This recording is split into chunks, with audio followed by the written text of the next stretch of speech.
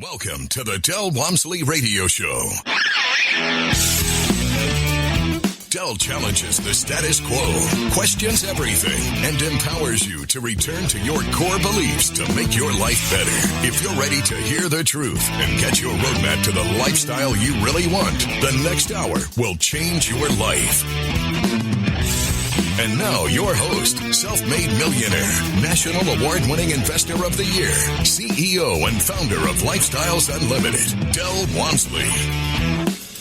Welcome to the Del Walmsley Radio Show, where the hype ends and the help begins. I'm your host, Del Walmsley, and as always, we're working on your financial freedom. Today, we have a wonderful guest that has done it all. She and her husband, who is not going to be with us today because he had to work, she and her husband have gone out and bought single-family houses, gone out and been a passive investor, went out and became lead investors, and went from small properties to large properties. In other words, what she has done is what we call the natural progression of the real estate investors, that just natural process of wanting to grow in each and every corner. But her story is interesting because of 2 points, I think, really make it stand out. Number one, she started out as a Dave Ramsey follower. And as those of you that follow Dave Ramsey and follow me, you know that my theory behind Dave Ramsey is basically he's a great place for people that should have learned how to take care of their checkbook in grade school and should have learned how to take care of the finances in high school, but somehow get out of high school, get out of college, and don't know how to balance their family's finances. And so for those people, they need that information. It's valuable information. But that information is not the information that's going to do what Kelley has done. She has retired herself in just a few years, and we want to hear that story. Kelley, welcome to the show. Thank you so much for having me on, Del. I really appreciate it. Great to have you share your story. Let's make those Dave Ramsey people happy. Tell us how you got wrapped up in Dave Ramsey and what you thought you got out of it, just for the benefit of those people that are Dave Ramsey followers. You know, when I first got married, my husband introduced me to Dave Ramsey. He's a CPA and very conservative. So he wanted me to go and learn about Dave Ramsey. And I thought I was very skeptical, but I really enjoyed it because that really got us on a budget and got us out of debt. But it doesn't teach you about investing, and so that is a concern for us because we were doing investing on our own with real estate and, of course, the stock market. But it would take me 2 years of bonuses and saving money just to get one investment property. And we just needed to find an outlet to go faster. And that's kind of where we came to Lifestyle. So what was holding you back, Kelley, was the fact you weren't using leverage? Is that the real reason behind it all, that David got you guys afraid of leverage? You know, it was really about not being educated, really. I didn't know where to start. I had no idea about rehab. I had no idea about what rent cost. How do you do contracts? I was clueless in this arena, and so I needed somebody to teach me how to get there step by step, just like Dave Ramsey told me how to get out of debt step by step. Now, you made a statement in your biography that you sent your husband to the 2-day. You couldn't go? Was that because of your son, or what was the deal there?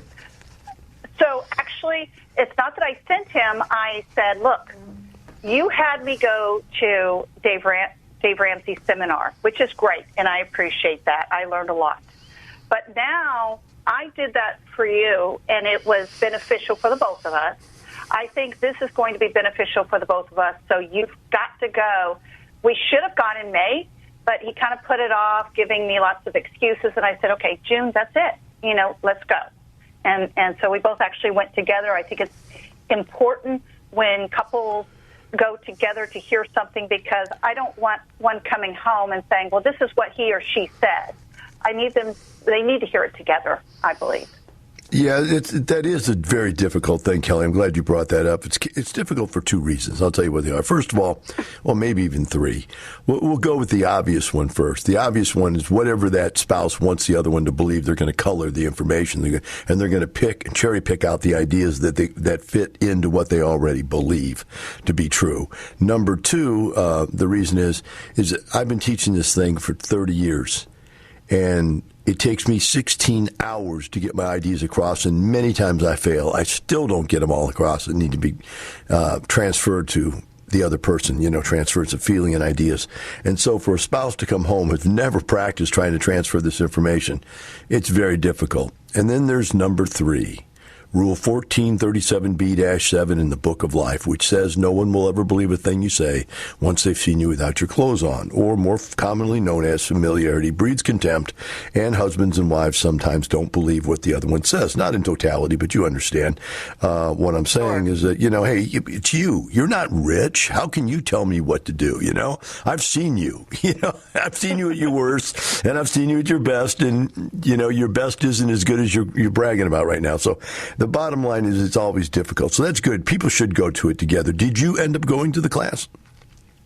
Yes, I did. We actually went to the class together. He had not gone to the marketing, I guess, the just come and listen and understand. But I finally just told him, you've got to go to the 2-day with me, and we did it together. Because, again, I do believe couples need to both hear it, and then that way they make an educated decision together, because that they decided to have a contract of marriage together. Let's go ahead, and how they're going to do their finances really need to be together. Yeah.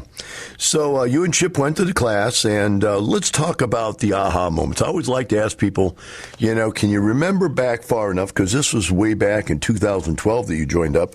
That's a long time ago. Can you remember the aha things you came out and went, holy smokes, there it is. That's the idea I needed. That's the one that's going to make it work. I think when both Chip and I are both left brain individuals, so when you look at calculations and math, and you could see it up on the screen and see exactly how you're going to be able to make that money versus how I was going slowly and not being able to produce the income, I think that was really a big aha moment. And then on Sunday, you discussed more of the multifamily, and that just blew our minds. That was just incredible, because we never, ever, and I say never, he hates to hear me say an absolute, we never thought we would be able to actually own a piece of an apartment unless we were in the stock market. So that was a really aha moment for us, that this is actually something that we can do. We just need to spend the time to educate, just like I go to college and educate myself in a field. So that's what we needed to do. Well, for someone who never thought they could own real estate, you own over 1,000 units right now in totality. I don't know the exact number. You didn't total it up for me, but through all the different complexes I'm looking at here, it adds up to over 1,000 at least. And so that's quite a bit of success. Let's ask about the first day, the fly-on-the-wall conversation, I like to call it. When you came out of there, honey, here's what we're going to do. What were you going to do first? What was your plan? So when we did that, my husband's very skeptical, of course, and we had signed up, and so now you're going to teach us. And so, and really it was more of teaching me so that I can run with it, because I just needed him to agree upon the idea, so that, because that affected our finances. But now I need to move forward. And so what I did was went out there and I started looking at single families, and initially, he wanted to go with me for every viewing, and it just took a long time. And by the time we decided upon it, we would lose the deal. And finally, I just started giving him the spreadsheet and say, okay, here's at a glance. You're a CPA. You can read numbers. And we started looking at it that way. And after that, he kind of got tired of it, because he didn't understand when you walk into a house that smells bad, because, one time we had walked into a house, and we actually own it today still. It had a lot of dog feces in it that smelled bad. So he cannot see the vision, and that's our joke, is that I see the vision and he cannot. And so he's not allowed to go see properties now ahead of time, because he'll tell me not to buy them. That's funny. That is funny. I can see it, though. I can see it. It's that thing that they always talk about. In other seminars, they talk about the right things wrong. Boy, it's really easy to clean up some stuff that stinks. That's a cheap problem to have, so that one's not bad. All right, so you went out and did a couple houses. In fact, you did, before you even came in, you'd already had a duplex and a single family, I believe. What did you buy right away? And we don't even have 30 seconds for you to answer that. We're going to have to wait till we come back to the other side. If you'd like to call in and ask Kelley a question, our number here is 866-582-9933. If you're a friend, buddy, relative, want to call or give us a call, I'll be right back with Kelley Simmons and the Del Walmsley Radio Show.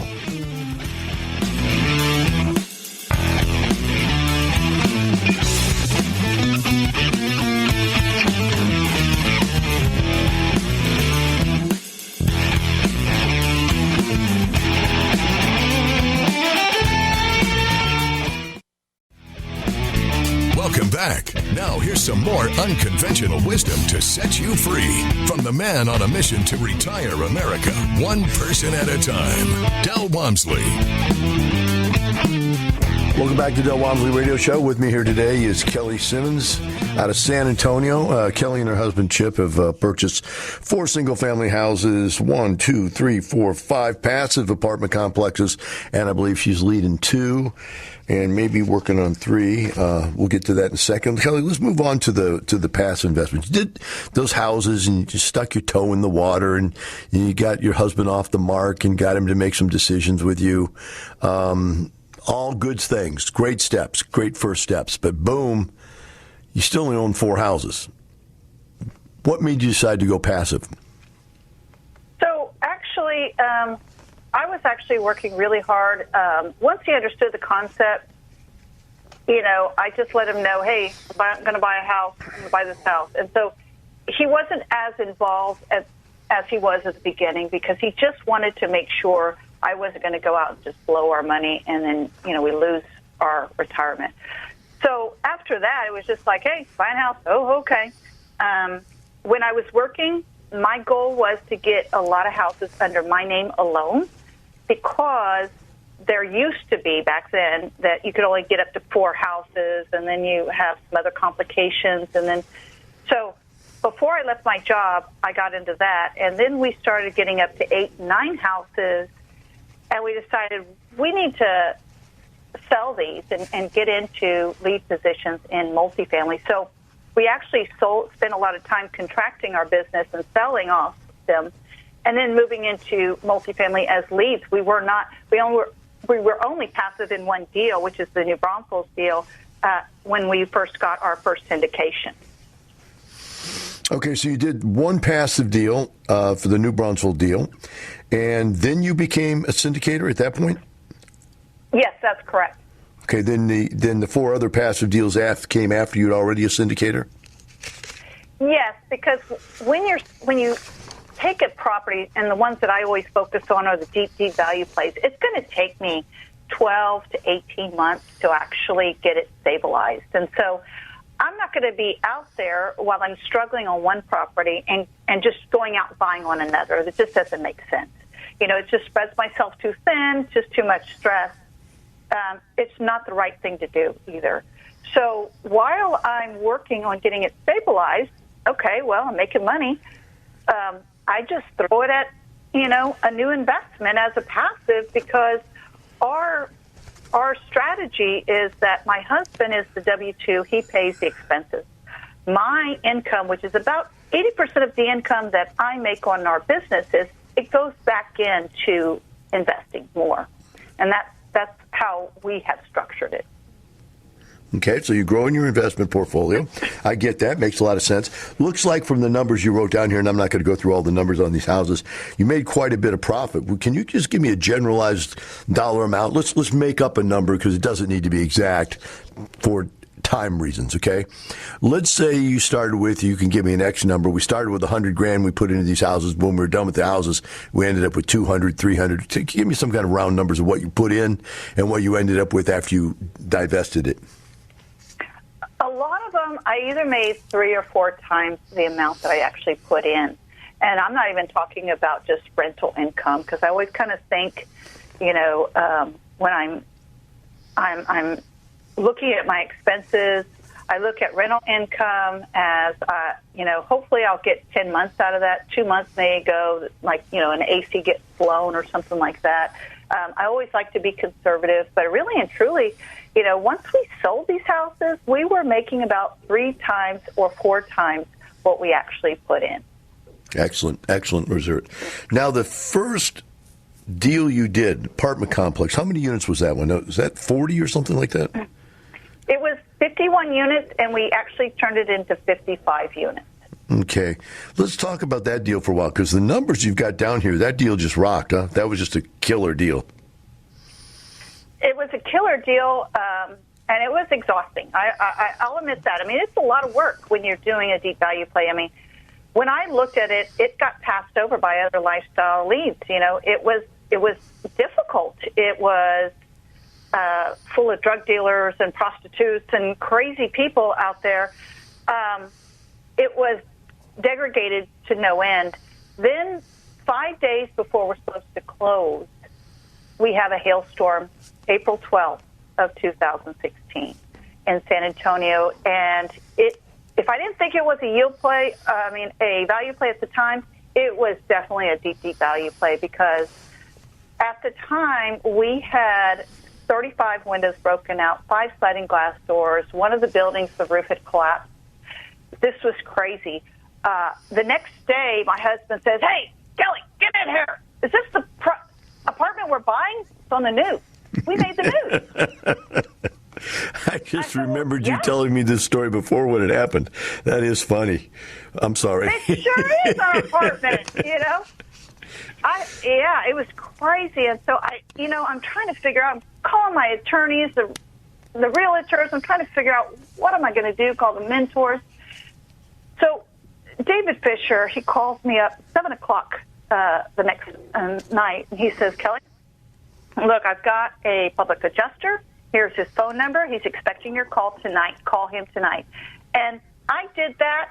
That was the best call I've ever gotten. And he helped me through the process of getting the insurance money. Once we took over the property, which was a month later, we had a lot of contracts that we had to put in place to make sure that got over to us. But, yeah, I consider it was a hail of a day. Yeah, I like your inference there. Hail of a day. Okay, so that turned out to be well. How long did it take you to turn that thing around? I know you said it was a lot of work. How long? How many months? Years? For the majority of the work took 12 months, and that's being on property every day. I like to trust, but I like to verify. I walked every piece of that roof, even though I'm afraid of heights. I even went to the second level, which is pretty scary too as well. But I made sure everything was done and was done correctly. We had majority of it done by 12 months. We refinanced in 15 months, but we still had a large empty area in the office area it had been ready for 4 more units, but it hadn't been completely built out. And so we spent the next year after that with the refinance. We refinanced. We gave all the partners 100% of their money back. They still have shares in the deal, of course, whatever their percentage was. And I still held back money, though, so that I could build out these 4 new units to provide more value to the property itself. And I was also able to, there was 2 acres of land that was in the deal. I pulled that out of the loan as well. And now it's currently up for sale. Well, it's under contract right now, and we're selling that. So we'll get that money in a few months. Wow. This is a killer deal that I've got to reiterate before we go to break, okay?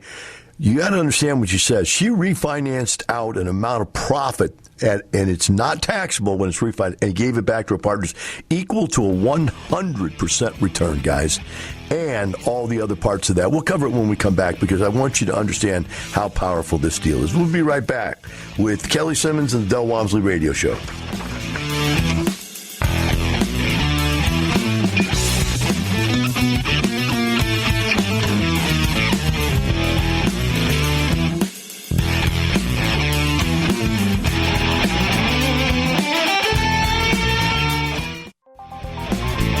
Welcome back. Now here's some more unconventional wisdom to set you free from the man on a mission to retire America, one person at a time, Del Walmsley.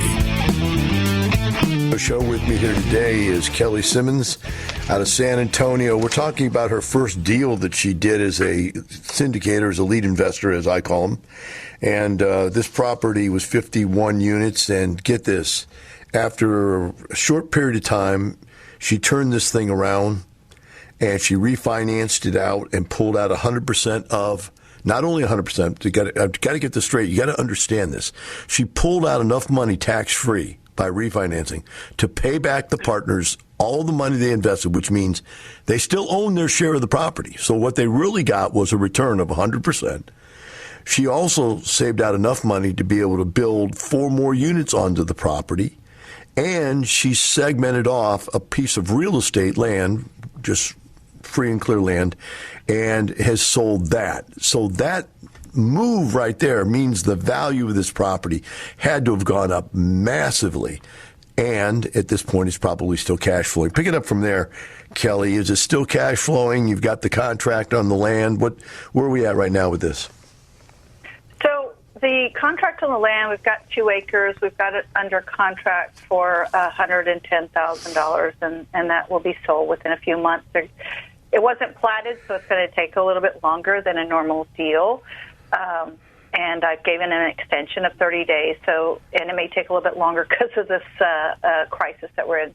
But we will have that sold off for $110,000, and then we've increased the value because we've added the 4 new units, and of course we've upgraded the units, and so that increased. So it's just keeps giving, and right now.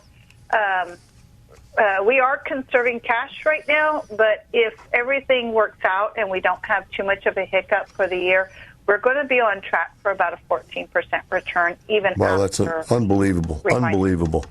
So let's talk about this in real numbers for a second. What did the property cost you in total to purchase it? So we purchased the property for $2 million. Okay, we got $2 million in it. What about rehab? So we rehabbed it for 1.2. 1.2, so we're all in for 3.2? Yeah, 3.2, but of course, 750 of that came from insurance money. Okay. So that's we'll take the 700 off of that. Brings it back down. 750. Oh, don't forget about that extra 50. Okay. So take the 750. That brings it roughly to about $2.5 million you're in there for, something like that. So $2.5 million. You've got $800,000 out of pocket total for your investors, is what you said? Yes, that's correct. Yes. So what's it worth today? It's, I'm going to be conservative. I've had estimates from $5 million to $5.5 million. So, let's say 4.9 or 5 million, just to make, numbers easy. So it's 2.5. You made 2.5. That means you doubled the value of the property, right? Oh, yeah. So here's the other thing, though. And that's not the way you really want to look at it. Here's the way I want to look at it. I want to look at it. You made $2.5 million, but you only invested $800,000. So 800, 1, 2, 3, divided by 2.5 million in capital gains. Means you made, that didn't work. No. 800,000, take the income divided by, okay, I got it backwards, I'm sorry. 2.5 million, my bad. Income divided by equity. And that gives us a 312% return, of which you've already pulled out 800,000 of that. And given it to your partners tax-free. So right. 312% return is pretty gosh darn good, young lady. I think that you can be proud of that one. You moved on, did another deal, huh? Nope, go ahead. Yes. You didn't mention about the distributions because I keep a record total. We are almost approaching 40% return from distributions as well. Wow. So 312 plus 40 is 352, and then that 110, let's see what that is. I didn't figure that 110 in there, did I? So 110, that would be income, 110, divided by 800. And that didn't even come up on my calculator. Didn't like that number. I'm just saying is, my partners are happy with me. It's another 13%. So you're almost 400% return on this deal. This is the deal that just keeps on giving. This is almost, we could call this the COVID deal, right? It just keeps giving. It just keeps giving. Now, all of my partners from this deal actually went over to the next deal, except for one person, I mean, I guess you'd say 90% of the people moved over to the new deal. I can see why. With these kind of numbers. So let's talk about the new deal. What was it about the new deal you liked, and where were you going with your portfolio when you went into this deal? What was your big plan? So of course, I'm looking for a value play. This one just happened to be on the same side of town as my other deal. It was right off one of our major highways, which is 35 North. And it wasn't on the highway, mind you. And, what I liked about it, you have 204 units. All of the units are tile floor. So that means my rehab, I'm not changing out flooring. I'm giving them paint. I'm upgrading the sinks that are plastic.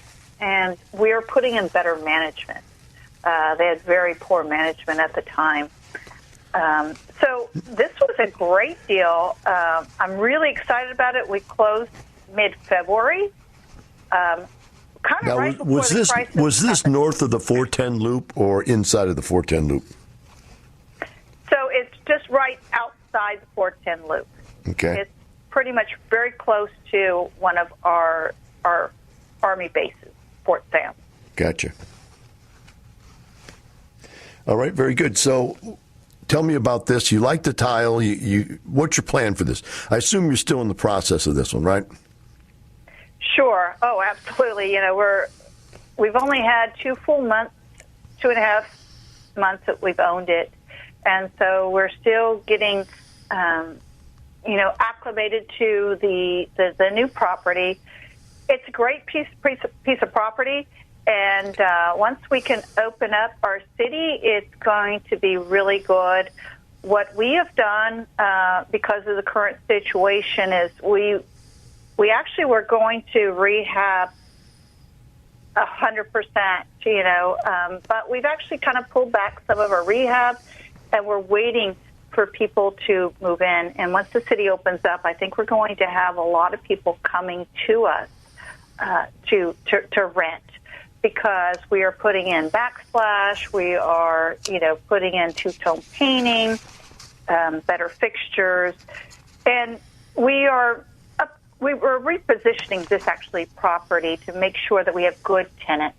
They used to choose people that are 2.5 times the rent, and we don't believe that, because you're only one blown tire away from not being able to pay rent. And that's a lose-lose situation. We want to help our residents. We do not want to put them in a bind. So we want to make sure that they're able to pay their rent and they're not behind and paying late fees. So we want to get in a win-win situation, so we do 3 times the rent. So these current ones are used to 2.5 times the rent, and we don't believe that.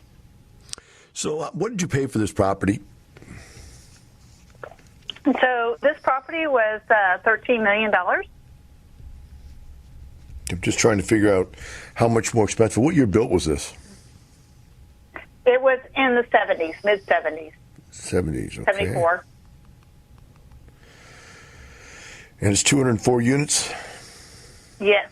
Okay, so that's $63,000 a door, $64,000 a door. And your last property you were in for about $40,000 a door, so you're moving up in cost. You're also moving up in size. Did the size difference, how did you feel about that once you got there? Easier, harder, scarier, not scarier? What did you think about moving from a 50-unit project to a 200? That's 4 times the size. It really has to do with, when I was at the 55 unit, I didn't have immediately the staff. I didn't have all the connections that I had. I was still growing and learning. I had connections on rehab because I'd done it in the single family, so I kind of moved some of my guys over. But I didn't have a manager before. I didn't have, a maintenance guy. But I had that at the other property. And so what I did was I took my manager that did a phenomenal job of doing lease-ups in that environment, and I moved her over to this property, and I backfilled it with somebody that is, she's a strong manager. We call her assistant manager. She's strong at it, but the systems all right, we're going to have to go to break. In place. Kelley, we're going to have to go to break. We'll be right back with Kelley and the Del Walmsley Radio Show.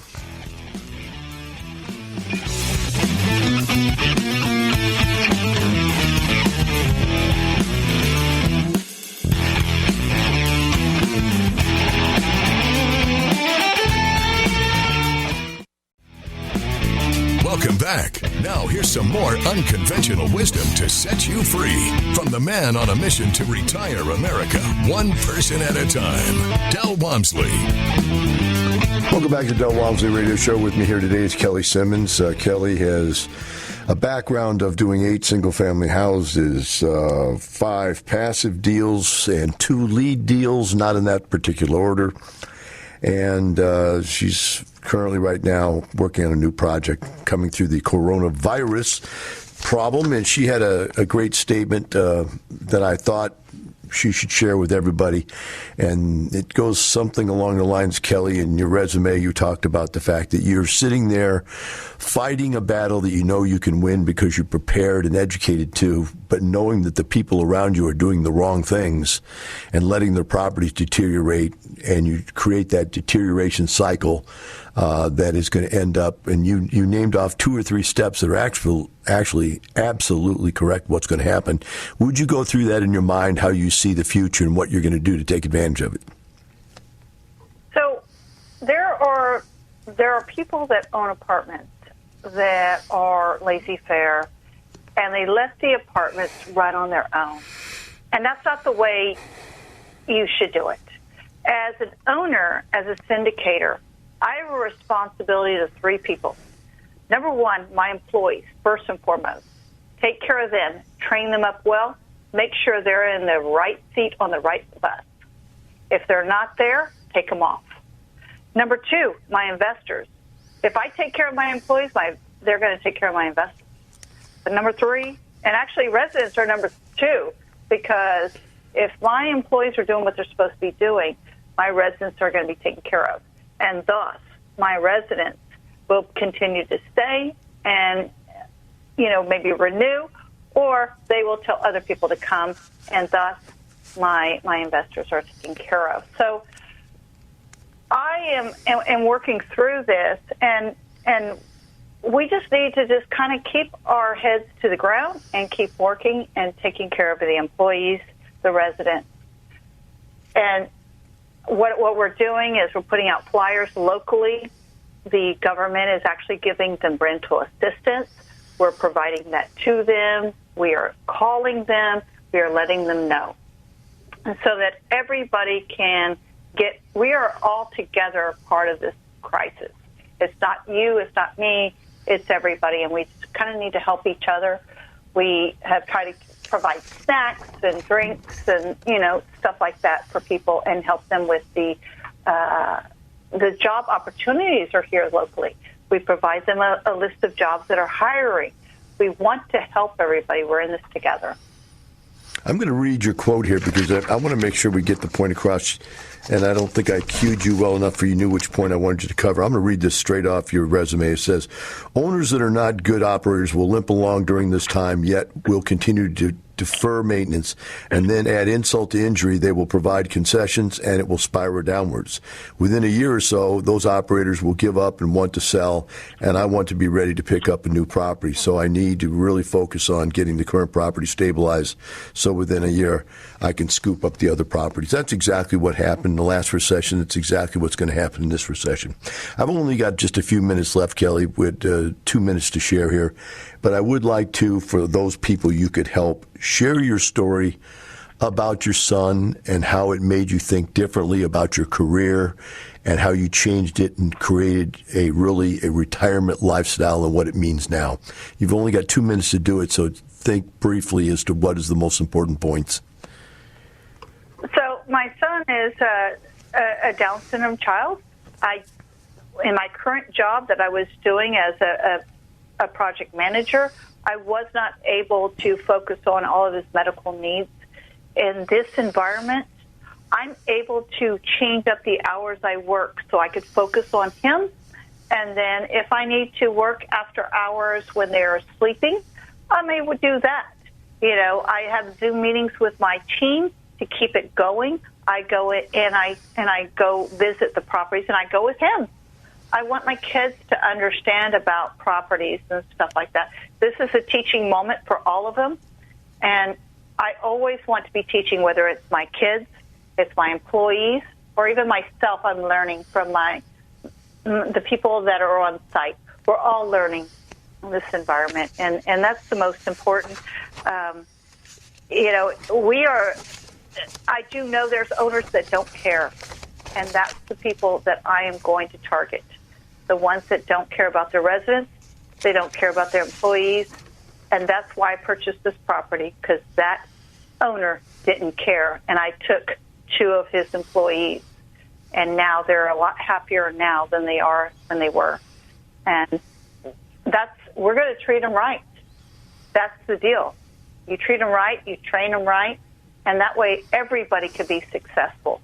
That's what I want, everybody around me to be successful. That's my point. Well, I'm so happy that you found something that works out in your lifestyle. It allows you the lifestyle necessary to both fulfill your desire to be a good mother and to be a good business person and a good wife, and you've got something that works. So many people are trapped in a box they can't get out of that just does not allow them to fulfill their potential. So I appreciate you coming on today, and look forward to seeing how you come out of this next property and where it takes you. So keep up the good work. Thank you for having me on.